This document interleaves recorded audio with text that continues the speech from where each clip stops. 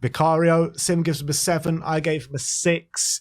I don't think he had much to do, to be honest, yesterday, Vicario. A lot of the chances that Man City had, the gilt-edged chances, were not on target, so they weren't testing Vicario. There was one moment where he was playing at the back that put us in massive trouble, and he actually provided a really good save to get us out of that trouble. So he makes the mistake, and he also gets us out of it.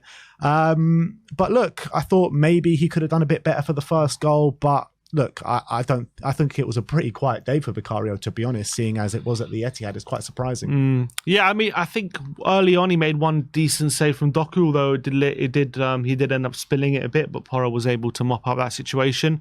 Yeah, he was a bit lucky that most of the chances that Man City had were off target. Obviously, the big save he made was from Bernardo, but that was from his own fault.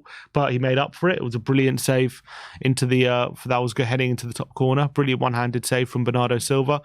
I think by and large his passing was actually pretty good. I think when he had to clip it to the fullback or something like that, it was decent, but then you can point out one moment where he gives the ball away and it could have cost us. But I think overall, I think he did what he had to do pretty well. But as you say, he's probably lucky that a lot of the chances that City had were off target. I'm trying to think of the goals. I don't think he could have done anything with any of them, to be honest. I thought maybe with one of them he could have done a little bit better, but I'm not going to mark him down on it. Which one? The second one?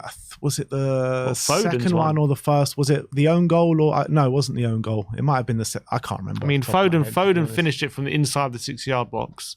And then wasn't Foden's, and then Grealish had an open goal. Maybe I'm just thinking of Ederson, to be honest. Yeah, probably Ederson. But anyway, look, I think it was just it was surprisingly quiet day for Vicario, to be honest. And when you can see 3 goals and see all the chances that Man City had, you would have thought he would have had like a crazy day and like so much to do, but he actually didn't. But let's move on to the right back. Pedro Porro, 8 all round for Pedro, carrying on his unbelievable form this season. And I'll even go as far as to say he's my player of the season so far. He's been so consistent from the game he's come in against Manchester United to today, and he hasn't put a foot wrong. His quality on the ball, supreme quality on the ball. Defensively, he's getting better and better as the games progress. I think Doku had a really strong game, but I don't think that was because of Porro. I think Porro stood up to him the majority of times that they went one-on-one with each other, and I think the stats read that Porro did not get dribbled past once throughout the whole game. So credit to him, and another really good display. Yeah, I completely agree. I think the problem we had with Doku is when Porro wasn't there, when he was caught out of position. When Porro was actually there in position, he dealt with Doku surprisingly well, and he was actually really good defensively. And I think Porro, by far, he's just our best player when we're trying to build out from the back and we're trying to beat the opposition's press. Like, Porro is the only player who I consistently seeing finding not just solutions, but like good solutions, like dangerous passes, clever passes as well. He doesn't just put it up the line or just like aimlessly pass out. He has a picture in his mind and he's got the quality to pull it off. He had this one moment as well. We were building up the play from the back and he has a pass into him and he sees Emerson behind him and he has this lovely dummy inside his own half into Emerson, and it allows Tottenham to open up the space and we build up an attack from it. And it's just those little things which I just really appreciate from him. He just has these moments of quality, and I just feel like right now, especially when we got this back line, like we're very reliant on him when we're beating opposition press 100%. But look, he's that good at doing it that it came off more often than not. Yeah. And it's so impressive to do it at the Etihad at his old club as well, don't forget. So really good stuff there. Emerson Royale, right centre-back, 4s all round, and I'm just so happy. I think he should actually get a mark up saying that's probably his last game at right centre-back. So happy days there with Romero coming back. But with Emerson, there were some good moments in there from the first half, but there were some very bad moments in there, and he was just frustrating me so much. We were consistently trying to play it out the back in the early stages of that first half, and he was just letting us down time and time again. Haaland's open goal was his doing. The second goal that they scored was his doing. And most of the times that we felt that we were under pressure was all down to Emerson, unfortunately. Positionally, I thought he was poor. He got dribbled past a number of times, errors leading to shots. I mean, I'm just so happy that was his last game at right centre-back with Romero coming back now. Yeah, I agree with everything you said, but I would caveat it by saying in the second half he was much better. And he did put in a much better display, and he has to get credit for that because it's not easy at any point. Obviously, he was also the one who committed the foul on Haaland. It was actually a pretty cynical foul he committed, which led to the which would led to the play being non-played on, basically. But yeah, I thought he had a really poor game on the ball. He was really struggling when it came to the build-up play. It seemed as though when he had the ball, it's like they let him have it as well. They didn't seem to be pressing him. It's like, let him have the ball. He's going to misplace a pass. He doesn't have the quality. And unfortunately, a lot of the time they proved it. Davies and Sanchez, isn't it? Yeah, it was. But look, to be fair to him, it's not his position, is it? He's not a centre-back. He's filling in an unfamiliar position. He's doing his best. And I just don't think he's suited to it. And I think a lot of it is because his ability out the back. And I also think because he's not used to doing it, sometimes he doesn't realise where the danger is. And I think for the second goal, he clearly didn't, because he's just watching the play go around. City are popping it about, and he's just watching. He's not marking anyone. He's just a centre-back just ball watching is criminal. You can't be ball watching when you're a centre-back, and that's exactly what he was guilty of for that second goal. Other people for it. Yeah, that was frustrating. But credit where credit's due. He got his act together in the second half, and him and Davies did well together. Yeah, and I think like having Cuti Romero coming back in for the foreseeable now is going to make our play just so much better. Ben Davies is partner, and you got to give credit to Ben Davies. We're giving him a 7 all round, but ever since stepping in, since Mickey van der Ven has got injured, I think he's stood up for the team and he's grabbed his chance. I think he's been really good, and this game was no different. Lovely diving header in that second half to set us on their way to Giovanni Lo Celso's goal. But it wasn't just that. I thought his defensive play throughout the game was pretty impressive. He was winning his duels. He was being aggressive. He was helping us play out the back a little bit. So I give massive credit to Ben Davies for the way he's stepping up for the team. Yeah, and surprisingly, obviously Haaland had a few chances, but surprisingly, when it came to like aerial duels and stuff, he was pretty decent. He didn't let Haaland win too many of them, which was, surprising considering the stature of both players. You would have thought Davies would have struggled a bit more. And, as you say, that header, he beat Haaland to it as well. And that's very impressive. I didn't think he was as bad in the build-up as Emerson at all, albeit I also think he had his struggles, but Emerson was dangerously struggling. What I say is Davies was struggling, but it wasn't costing us in terms of chances conceded. Second half, he really had a good game, and I'm really, really impressed. And actually, some of his passes in between the lines as well was quite good. But yeah, I think, again, considering he's not maybe a natural centre-back, or especially in a 2, has done pretty well past couple of games. Well, I can't really complain too much about him. Yeah, obviously it's a different kettle of fish to Mickey van der Ven. Yeah, not quite van der Ven. When Mickey comes back, I mean, we're going to be a force to be reckoned with. But I think he's filling in and doing a really good job for his level. So let's move on to the left of the back four, Destiny. Udogie, Sim gives him a 6. I gave him a 7. Look, there were some good moments in there, some bad moments in there from Destiny, but I thought, first and foremost, all in all, he stood up well for the team. I thought he won his duels, like half of the duels anyway, and I think like he was relieving a lot of pressure for us on that left-hand side for the most part, and I think the majority of chances that Man City did have did come down the other side. So it wasn't as strong as a performance as Destiny has put in a Spurs shirt, but I still think as the game wore on, especially after that yellow card that he got more and more kind of assured, and it was a professional display as the game wore on. So not the worst display, not the best display, but a good display. Yeah, I thought it was pretty average from him. I thought he dealt with Foden actually pretty well, albeit I felt like Foden was kind of... when he got the ball, it was always kind of in a way to try and get more of the play to Doku. That's what I felt like. It felt like Doku was constantly in space. So I don't know, that was part of the game plan. But Foden wasn't really didn't get at Udogie too much, and I thought Udogie dealt with him well. What I would say is I just didn't feel like in possession he did as much as we've seen him do. When he goes in that inverted role, you see him pick up the ball a lot and have a lot of the possession. Felt like maybe the touches were lacking in this one, wasn't getting as much involved as he usually does. But I don't think he did anything to massively let the team down, and I thought defensively he was pretty solid, so gave him a 6. Next up, Yves Bissouma, 4s all round for Biss. And unfortunately, since that Luton game, he just has been a shadow of the player he was before then. And this game was no different, especially the first half. I felt he was hiding massively in that first half. Just didn't see him. Hardly saw him at all. He did improve slightly in the second half, which I thought he got a bit better. But he was the massive culprit of why we conceded that third goal. You know, he had that simple pass to Ben Davies out on the left-hand side. He decided to turn back on himself and run into Udogie. And he had 2 other Man City players as well who he could have ran into, but he lost the ball. And within seconds, Grealish is in behind and scores an open goal. So I think Bissouma needs to improve massively, because he's going to lose his place in the team if he carries on in this vein. Some people already are calling for him to lose his place, but I have to say it's just not the same Bissouma that we saw in the first 10 games in terms of that confident player looking for the ball constantly, looking to get on the ball, looking to take people on, passes in between the lines, and defensively as well, like just being physically dominant, not letting anyone past him, getting more involved in duels. That first half, he was anonymous. And that's something that Bissouma just hasn't been for Spurs this season, is anonymous. That's the opposite of what he's been.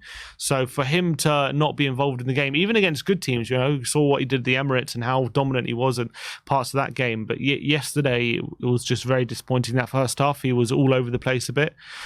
His passing was also off, passing out of play, just wasn't really on it. Second half, I would say he did better. I thought the levels went up a bit, looked a bit more confident. Still not maybe the level we know we can reach, but definitely better than he was first half, did improve. But they all got undercut because of that bad mistake he made for the third goal, and that cost us a goal. And as much as I'd like to see Bissouma be confident enough to try things, even in spaces like that, you know, when you give away the ball possession so easily like that on the edge of the box, and when he doesn't really seem to be going anywhere as well, and he doesn't get back in position quick enough, and we end up losing a goal. He's got to obviously be criticised for it. So I think overall, unfortunately for him, was a really poor performance. I'm starting to worry a bit about Bissouma as well, because I do cast my mind back to that Arsenal game where he had a really strong performance, but that strong performance came in the second half when Declan Rice was out injured. In the first half, actually, he wasn't actually that good, and he grew massively in the second half when Rice went off, when they had a massive hole in their midfield. And now again, he puts in another poor performance against a very strong Rodri in midfield. But then I also think about it and I'm like, is he going to be a lot better when Cuti Romero comes back into the team? Because Cuti does a lot of good work coming into that midfield and winning back the ball and giving him a bit of protection. So it'll be interesting to see the dynamic in the next game. Yeah, and you saw at the end of the game, he did look a bit unhappy with, you know, his performance and stuff like that. Right, so look, let's hope he can learn from it and go again on Thursday. Moving on to Giovanni Lo Celso, 8 all round for Gio. Another really good display from him in the centre of the park. Passing was on point. I thought he was providing an option for us throughout the game, even in the first half, to be honest. But it was in the second half when Spurs started to really dominate the possession where he really came alive. I thought he was being combative in the middle of the park. That goal he scored was fantastic. Lovely finish into the bottom corner. I don't think Ederson had a chance with that one, kissing the post as it went in. And he's a player that is grabbing his chance with both hands, and he's literally hugging it so tight he's not going to let it go. And I mean, he's performing so well at the moment, and better than any of us could have imagined, to be honest, after the time he's had at Spurs since joining us in 2019. You know, he's finally standing up to the team. And I always go back to that kind of run he had under Jose Mourinho where he was our best player, and we're seeing him get back to those levels now, maybe even better. Probably because he's adding goals to his game all of a sudden. 2 goals in 2 games. If it wasn't for a slight deflection, could have been 3 as well when it hit the side netting. But I honestly thought in possession as well, I thought he played really well. I thought he was finding some really clever passes in between the lines, being really confident on the ball, having good really appreciation for space. And obviously he's not as creative as someone like a Maddison, but definitely has his own, he's creative in his own right. It's a different kind of creative than Maddison, but he's still got those that creative spark in him. And I think he showed that yesterday. I think when he's in the centre, and even if he's got players on him, he's not afraid to have to receive the ball under pressure and lay it off to someone, and even try and turn and be confident on the ball and know where the space is.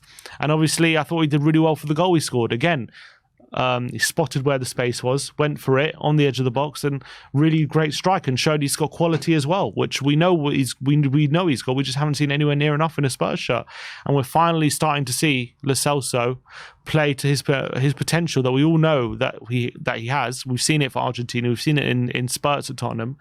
But these last 2 games have been definitely his 2 best performances in a Tottenham shirt, I think, for me. So fantastic goal, which caps off another really great display. And he's stepping up in a time where we really need him. Yeah, absolutely.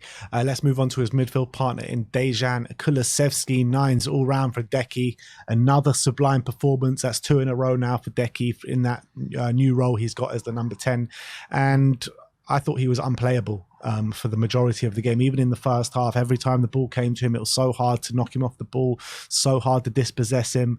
His dribbling ability and ball retention is just so good. And I just feel like he impacts the game so much more when he's moved inside to the middle of the park, where out on the right-hand side sometimes, look, he's been performing throughout the season in my opinion, but sometimes he can go a bit missing and out of the game on that right-hand side. And when he's in the middle, he's literally always in the thick of the action. And that's where we need him, because that supreme ability that he does have, he's showing it now on a more consistent basis throughout the game. It's not just moments within games. It feels like it's the whole game where he's showing that consistency, and he's winning his duels. He's so strong, and that goal at the end coming in clutch with absolutely bodies Ake in the air. Yeah, it does come off his shoulder, but it was an unbelievable way to get to the ball as well. So you got to give him credit for the way he performed throughout the game, getting that goal in the last minute to get that equaliser, and for me, man, the match again. Yeah, and one of the few players who probably had a good first half and second half in this one. And I thought central, him being central, had a really strong display. I thought he was causing City, probably one of the only players in that first half causing City problems and giving them something to think about. Unfortunately, a lot of his work went without anything good coming of it, which was unfortunate. But at least in the second half, moved back out wide, was still giving Vicario and Ake lots of trouble, even in the wide position. But what I like about him in the number 10 is it just gives him more options for people to pass to. And I think the more options with someone like DEKI, the better. And the more people he has to play off, I think it suits him a lot more with quick interchanges and clever passes and flicks and stuff like that. And especially with his ball retention, if he has more options to pass to, then it's only going to benefit him. And I think that's maybe the benefit you get from him playing him in the centre. And I thought even when he went out wide, obviously he got the goal in the end. I think it's the second time as well in his career he's got a goal and an assist at the Etihad on the same game. So brilliant from DEKI. And I agree with you, he was my man of the match. I just thought throughout the whole game he was just a bit of class, a bit of quality. Well, KPV says here 3 games at the Etihad, 3 goals, 2 assists. Yeah. So brilliant stuff. I mean, he's literally just made that stadium his own. Yeah, it's brilliant. The DEKI had, as we like to call it. But let's move on to Bryan Gil. 5s all round for Bryan. And unfortunately, we're talking about players that are taking their chances. Unfortunately, Bryan Gil is not taking his chance. He got taken off at half-time and the team were much better for it. But look, there were some good moments. I think the first 10 minutes when Spurs looked good, he was actually performing quite well. He was doing some nice little turns to retain possession. He started the move as well for our first goal with a nice little pass into Kulusevski, who obviously played it over the top for Heung-min and the rest was history. But apart from that, I mean, he's just too weak, unfortunately. And him coming up against Kyle Walker was a complete mismatch. He couldn't complete a dribble throughout the game. And I felt like for the most time when he was on the ball, we were found wanting, and he just didn't have the required quality to really face up to the game. And he got taken off, and rightly so. Yeah, I wouldn't say it was quality. I would say more physicality. It just was. I think there was so many positions where if it was a different winger up against Walker, he could have given him much more of a testing time. Or even and even I would say as well, if there's a lot of positions where if Hill was up against a different kind of fullback rather than Kyle Walker, maybe he could have also done something. But unfortunately, him up against someone who's the physical specimen, who is Kyle Walker, who's so strong, so quick, he was just getting. The problem I saw with Hill was he didn't even seem wanted to even attempt it. He didn't even want to try and take him on or anything, because he felt like he just wasn't confident enough to do it. Essentially, wasn't all bad. There was a couple of good things, as you say. The opening goal, he did a brilliant pass into Kulusevski, and if you actually watch it back, he's like got his back to Kulu. He seems to kind of wrap his round on the pass, and actually it was pretty good. He did a good. It was a good pass there. And then there was also one moment where he wins the ball high up in the pitch with a really good interception, but unfortunately he undercuts his good work with a bad pass that followed it. But yeah, I think the 2 biggest occasions where there was one, Son plays him through, and again Walker's covering and he has no answer, and then DEKI plays him through. And again, Walker just has him in his pocket and he can't get near it. So I just thought Ange probably saw that and thought, doesn't matter how long I leave Hill on, he ain't getting anything out of Walker today. So I think was the right decision in the end. Do you think he keeps his spot for the next game? I wouldn't completely rule it out, to be honest, because I still think that Ange what likes DEKI central. But, you know, there's Richarlison coming back now. But that's a good point. If Richarlison's fully fit, then I'll probably say no. I think Rishi comes back in. Moving on to Heung-min Son, 8s all round. I think Sonny was brilliant in this game. He really was. His pressing, his energy, his work ethic was just absolutely brilliant in this game. Obviously, gets the run on Doku. I thought he did so well, and that turn of pace from Sonny to beat Doku I thought was unbelievable. Yeah, it wasn't the best finish in the world when under Ederson, where Ederson probably should have done better. But I think throughout the game, the energy levels, the work ethic, the work rate was just unbelievable from Heung-min Son, and he was giving Man City such a torrid time. And it's just a shame in the first half none of the other players were kind of pressing like he was, because I thought maybe we could have done a bit better in that first half if that was the case. But he led by example completely in that in the whole game. But what I love about Sonny is that well, everything first of all. But what I love about Sonny, what I'm seeing from him recently, is first of all, you saw that obviously the running in behind, which he showed for the goal, brilliant stuff. You know, when he gets in that position, 9 times out of 10, it's finding the back of the net, and that's, you know, City. That's why he does so well against City, because they always lose space for him, and he knows how to attack that space. But what I was loving about Son is just he's really improving his game when he's coming into deeper positions. There was a number of occasions yesterday where there was one where he did a volleyed pass, like a Harry Kane-esque volley pass out wide to DEKI, which led to an opportunity. There was a chance where he came short, obviously, for the goal, for Celso's goal. Not only did he come short, lays off to Lo Celso, but if you actually watch the goal, his run drags the defender out of position, allows Lo Celso to go into that space. Obviously, the goal comes from that. You look at the third goal as well. It comes from Son coming into a deeper position, does an outside of the boot pass out wide to Johnson, and obviously that leads to the third goal as well.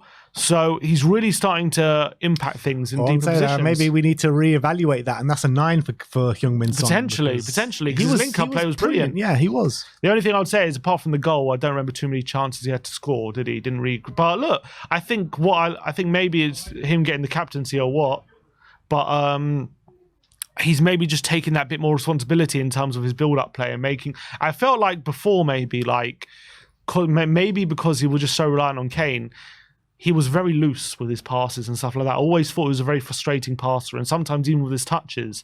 But what I'm seeing, especially from Son in this season, especially since he's been playing central striker, is his touches are always on point now. His passes are always on point now.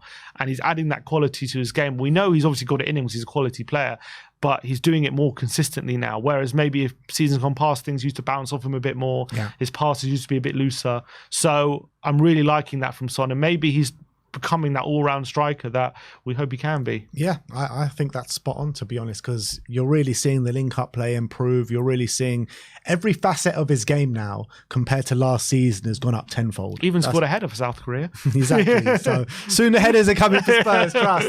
But let's move on to Brennan Johnson, the last of the starting 11. 7s all round for Brennan. I thought he put in a positive display. He was fairly quiet in that first half. He had to pick his moments throughout the game, not even just in the first half, to be honest. But I think when he does pick his moments, when he gets into good positions, he's really dangerous. He really is. He's got that turn of pace. He's got quality about him. And he showed that quality right in the dying minutes of the game when he was a brilliant cross to Dejan Kulusevski. And I've been a critic of Brennan in terms of, not in terms of his play, but in terms of his fitness and lasting in games. And this game, you really saw him last right until the end. So that was a really positive sign. Yeah, and obviously taking Walker on right at the end, getting that cross getting that assist for the goal is not easy. Not easy to find a half a yard off Kyle Walker at any point in the game. So to do that in the 90th minute must have taken a lot of energy. But I thought he was a threat throughout, albeit maybe could have done a bit more with his pace and we could have used him more. I did think in the first half he did a really good job just helping out the fullback and doubling up on Doku, albeit obviously Doku was still giving us a lot of trouble, but I thought he did work really hard for the team. He had that moment in the first half where he burnt Vicario for pace and got him behind and nearly forced an own goal. I think it was nearly finding Son at the back post, but just missed out on him. Had a moment in the second half as well. He beat a couple of players, cut inside, but unfortunately his shot was straight at Ederson, although it had quite a bit of power on it. Apart from that, I don't remember too many opportunities he had to really impact the game from a goal scoring point of view, but as you say, kept plugging away and got his moment right at the end of the game with a really nice assist on the cross with his left foot as well, and it was a really nice delivery. So well done to Johnson. I thought he did decent. And I'm liking the look of him a lot better in his natural side on the right-hand side than opposed to on the left. Even though I think he has put in good displays on the left, so it's nice that he can play on both sides, but I do think he looks much more comfortable out there on the right, to be honest. But let's move on to the substitutes. Pierre-Emile Højbjerg came on at half-time for Bryan Gil, 7s all round for Pierre, and I think that he was a massive reason actually why we did go on and have such a positive performance in that second half. He just gave us that kind of element of control in the midfield in the second half. He was playing some nice little balls as well from deep with those long range passes that he has, and look, he didn't do anything spectacular, but I felt like he just helped us keep it more simple, keep us retaining possession and give us that control. Yeah, I agree with you. I don't think he was spectacular when he came on, but it's more the impact he had on the team, which was the biggest improvement. And I thought he stopped us from like just being so sloppy that we were in the first half. Also, maybe gave us a bit more confidence in playing our game, which maybe we didn't have in that first half, where we were hiding away a bit. And also, what was a big thing is he just helped stem the tide of conceding the amount of chances we were conceding. And there were a few sloppy moments from him, which you do get a lot from Højbjerg, especially in big games against good opposition. But I think by and large it was a pretty good second half from him, and I thought he really helped us just wrestle back control in this game. So pretty decent from him. I do think, though, with that performance, he's given Ange a bit of a selection headache who to put in the number 6 on Thursday night against West Ham, because Bissouma's just not having a good time of it at the moment. Højbjerg is pretty much standing up for the team every time he comes in, so there is a bit of a selection headache there. Yeah, I don't disagree. You could definitely argue Højbjerg definitely has a case. It's up to Ange. Well, if I was Ange, I would just give Bissouma another go, but you could argue Højbjerg's earned it, so it's hard to disagree with that. The last sub that we're going to rate is Oliver Skipp. 7s all round from us. He came on with about half an hour to go, was it, I think? And he came on. It was a questionable decision at the time because I think it was 20 minutes to go, but Celso was playing really well and he was being very creative in the team. And, you know, it was at a time actually where Man City were kind of turning the screw a little bit and starting to become a little more dominant. And I think Skipp came on, did a really good job, won his duels and was being really combative in the middle of the park there. And actually, in hindsight, when you look at it, I think it was a really good move from Ange, because I think it kind of gave us, it kind of stopped that Man City dominance a little bit. Yeah, and I actually thought he had a decent cameo. I actually thought he did some really good stuff. Defensively, he was, you know, what you got to get from Skipp. Actually, if you look at the third goal, he does this really good turn in the centre of the park. He actually wriggles in between two Man City players with a really quick flick of the ball, and then passes it quickly into Son, who obviously sends Johnson up the left-hand side for the goal. Yeah, he also Gvardiol, I mean, I've seen it back. He has a really bad challenge on him, very high challenge, which no one really has talked about. But I've seen another clip of it on Skipp or Skipp on Skipp, and Gvardiol on another day, if he catches Skipper maybe on a different part, he's lucky. It's a sending off. Yeah, probably. Exactly. It was a high challenge, but Skipp was kind of volleying the ball, so it only hits his foot. So if Skipp was a bit lower, Gvardiol would have definitely been sent off for that. But look, it is what it is. But for all the criticism Skipp gets, I thought he came on and it was actually a pretty good cameo from him.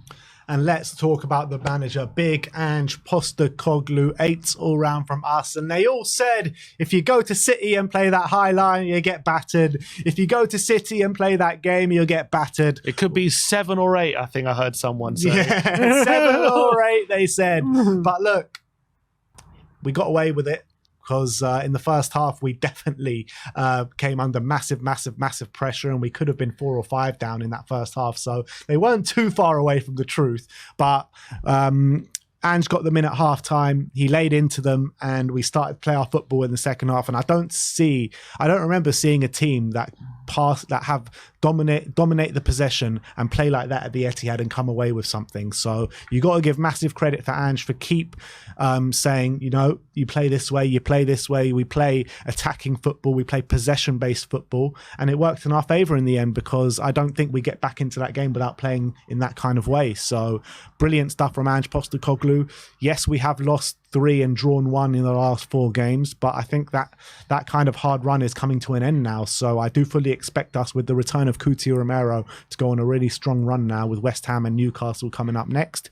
But only credit has to go to Ange Postecoglou with the way his philosophy, he keeps imprinting that philosophy on this team. And yeah, we swayed away from it a bit in that first half, but in the second half we were dominant, we played really well, and that's all down to Big Ange. Yeah, and what I liked about Ange as well was obviously he made the brave decision. I think the obvious decision, or the decision that most fans were calling for before the game, would have been to put Højbjerg in, put DEKI back out wide, and take Hill out. That was the decision. But what he did was he went brave. He went attack. He's like, no, I saw what I saw against Villa. I want to keep that. I like the chances we were creating, and I want to go attacking.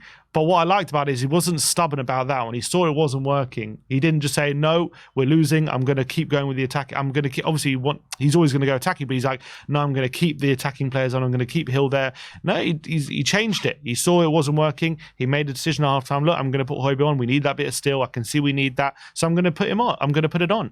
And that change really helped us. And all of a sudden we wrestled a bit more control in the game. And all of a sudden that second half, we're outpassing Man City. We got more possession than Man City, more shots on target than Man City. So I think that shows his in-game management. If everyone, saying he's naive or all this kind of stuff, he showed like he can change it if he really believes it's not working. He believes he's going to put something that's going to work, and if he's wrong, he'll hold his hands up and he'll change it. And I felt like he did that at halftime. And I think the in-game subs, I thought Skip came on, did well. Højbjerg was a good cameo. Richarlison obviously didn't get too much on the ball, but impacted the game a bit, just added another body in the middle and gave something City to think about. And obviously we scored with him in the centre as well. But I think the most credit just goes to how we're playing, even with a makeshift team. As I've said before, we've heard other managers recently complaining how they want to play football that they want to play, but they don't have the players to do it. Yet we have Ange here, who has 10 first-team players out. He's cobbled together a team by literally who's still fit. And we're still playing the football that he wants to play, still playing out of the back, still having some really good build-up play, still doing some really good footballing moves. And it just goes to show what a great manager he is and how he's got everyone on board. So to get a point under the circumstances was a brilliant result. And when you look at it, everyone said, to fear the worst over this run with all these injuries and suspensions that we have had. When you look at the games that we've lost and this game at the Etihad where we've dropped points, the first game against Chelsea, obviously we came under massive pressure because of the red cards and the sending offs, but actually we ended out the game in more of a positive light than a negative light, even though we did lose 4-1. But it was a top performance, and I have no doubt in my mind that if those players stay on the pitch, Romero and Udogie, that we go on and win that game. In the second game against Wolves, that's the one game where you look at that, put your hands up and say we weren't good enough that day.